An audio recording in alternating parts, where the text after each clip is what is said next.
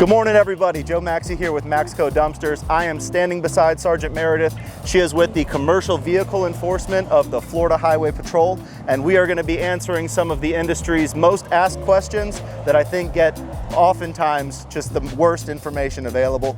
So we are going to try and give you more detailed information directly from someone who does this every single day.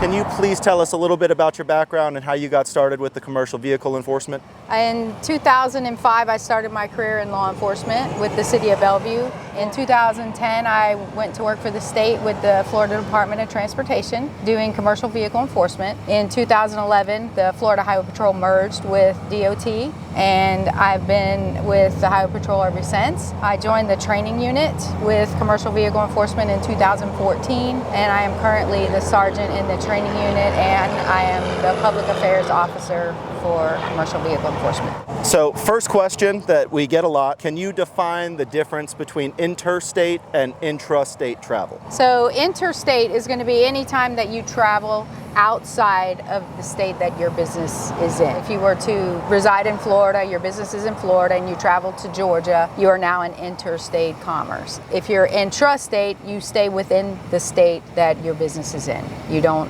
travel outside, you don't bring commodities in from other areas to transport outside either. So if I'm right here in Tampa and I have no interest in delivering a dumpster 5 hours away, I can maintain intrastate and be fine. But if, let's say, I lived in Jacksonville and a little bit of my territory might creep into Georgia, I'd want to register as an interstate business. Yes. Okay. Now, if you're conducting business as interstate, you're automatically required for a DOT number. Is that correct? Yes.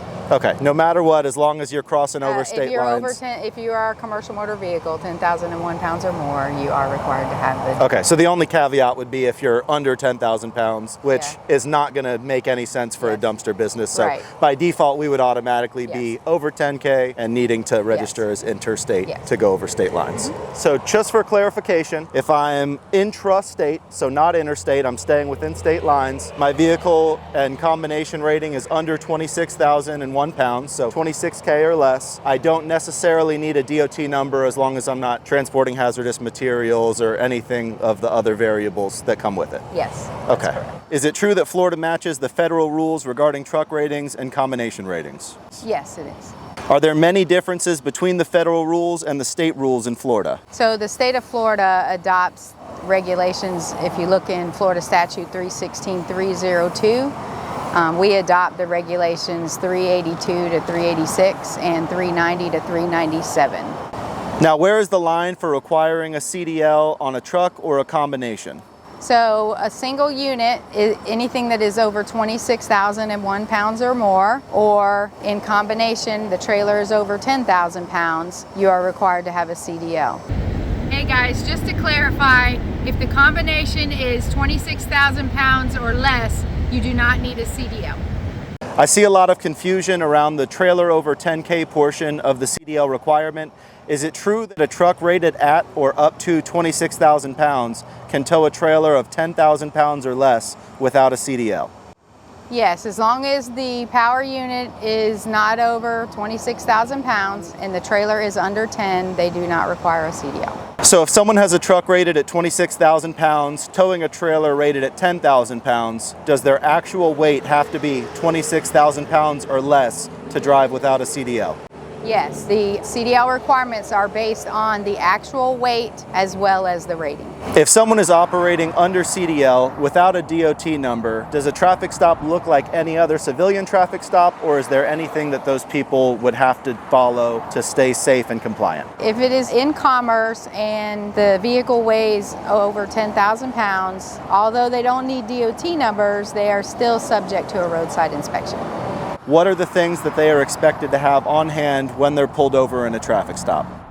So for a roadside inspection, of course, they would need their normal documents, their driver's license, registration, their insurance, as well as having fire extinguisher, fuses, and warning triangles. Of course, if we observe a moving violation or we observe an out-of-service violation on a commercial motor vehicle, we would stop that vehicle to conduct the inspection. If there's nothing else going on, there's not necessarily anything that we're looking for when we decide to make a traffic stop on that vehicle.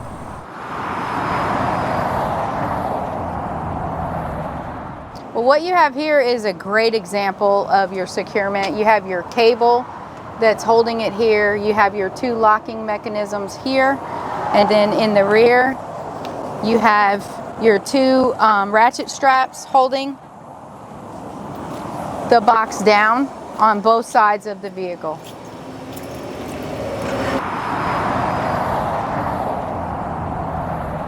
We always go off of the manufacturer's sticker that's in the door of the truck. Right here you have a GVWR of 10,000 pounds.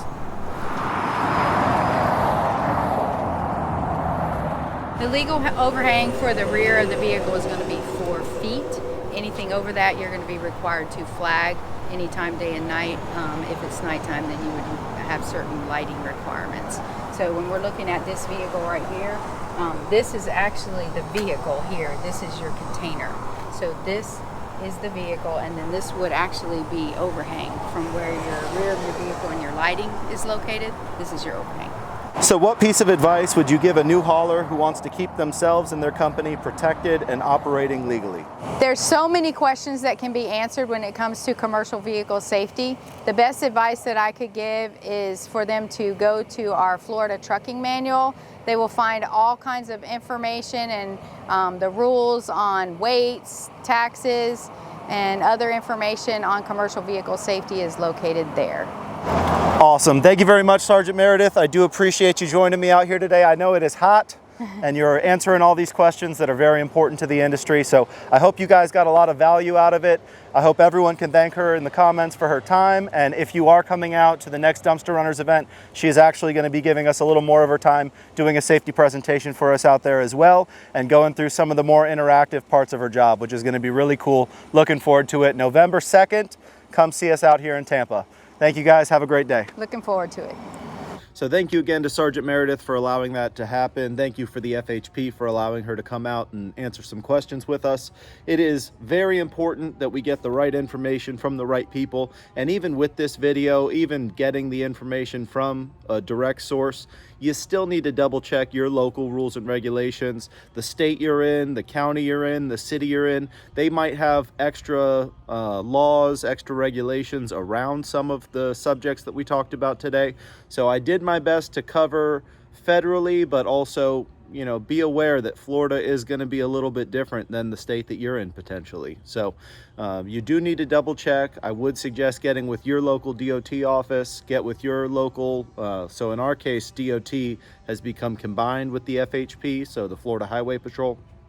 So find out what's going on in your state, find out what's going on in your county, in your city, and do your best to make sure that you're legally compliant where you are operating, because where I operate is different than where you operate.